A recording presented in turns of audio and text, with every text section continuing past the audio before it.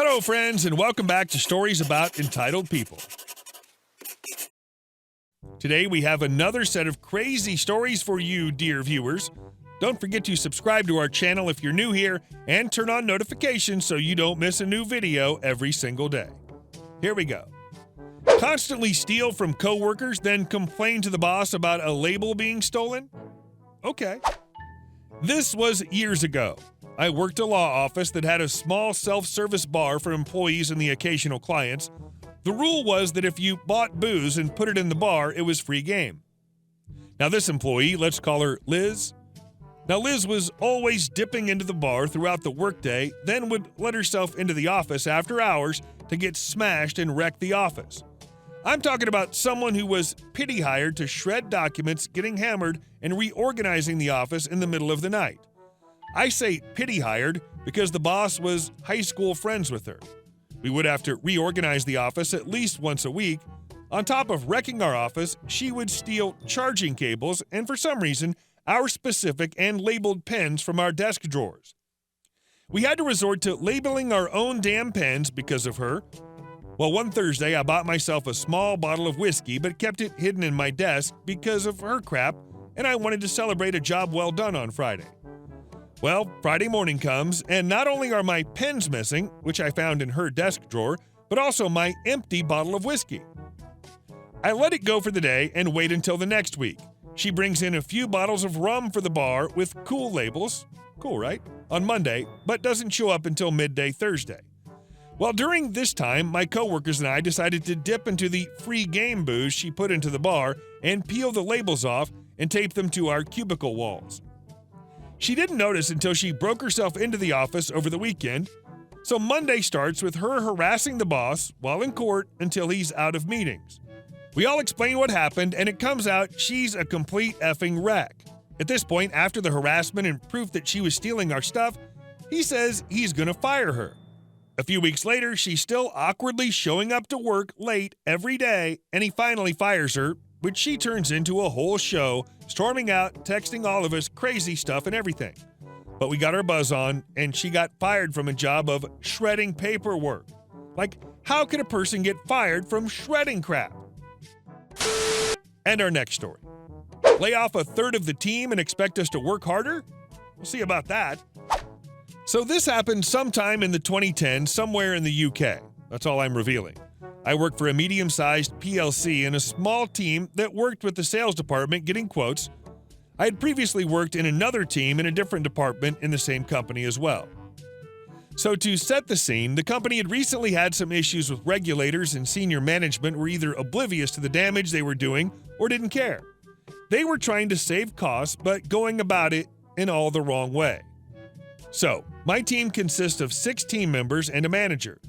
We were fairly busy and often helped out on other teams as well, and they would in turn help us. This is important for later. So we all called into the meeting without warning and told that due to declining work tickets, they were laying 2 of us off. They did say 2 people were safe, the manager and his sidekick. They made us reapply for our jobs, including doing a test, following the letter of the law on redundancy, which had nothing to do with our roles.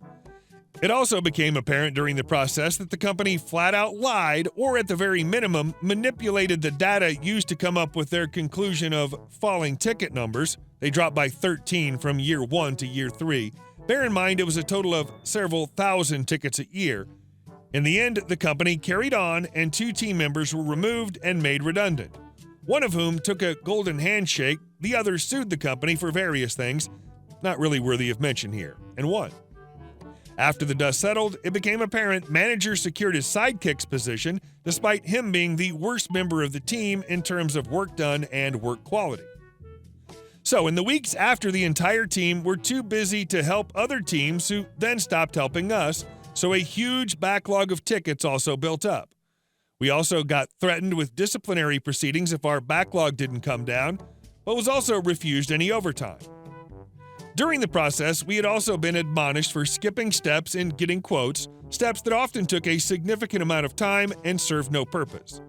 So me and 2 others remaining, not including Sidekick, who had his nose so far up the manager's rear end it came out of his mouth, decided to do everything by the book down to every last bullet point. This made the backlog of work even worse, but they couldn't say anything. One week, we had another meeting with HR, the sales director, and our manager to discuss the issues.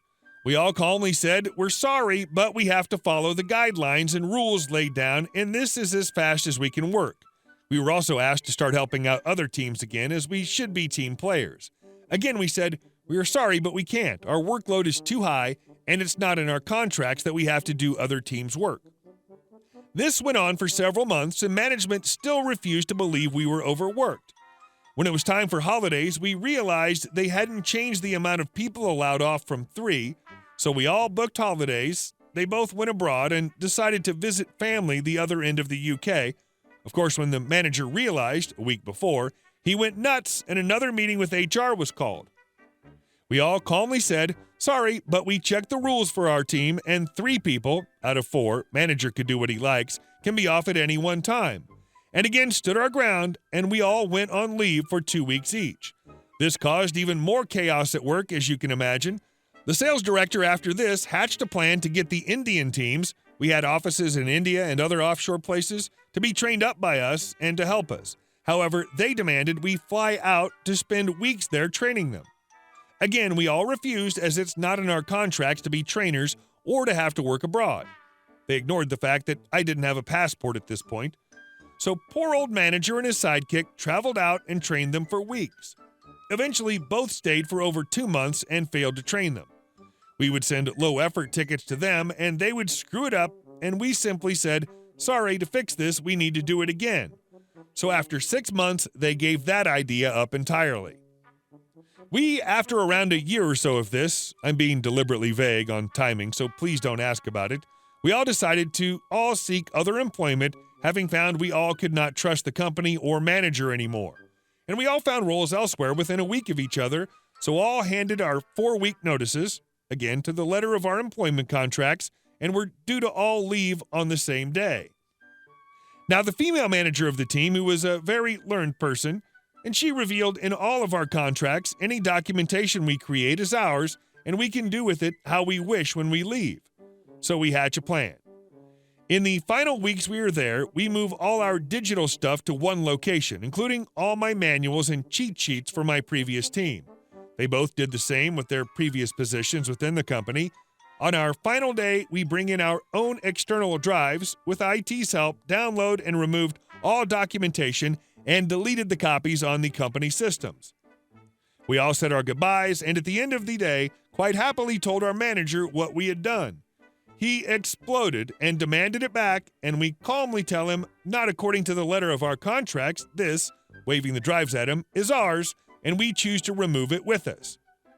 We were later told by friends who remained that the sales director had a fit because now no one was doing quotes for him. Gladly, we all have had great new places and keep in touch. And our last story. Asked to quit on the spot? Okay, I'll take you up on that. This happened 20 years ago after I just turned 18 and during my first adult job as a cook in a franchise that has a very creepy clown as a mascot. After working there for 6 months, I decided that I preferred to work as a bartender, so it was known that I was looking to find some other job in a bar.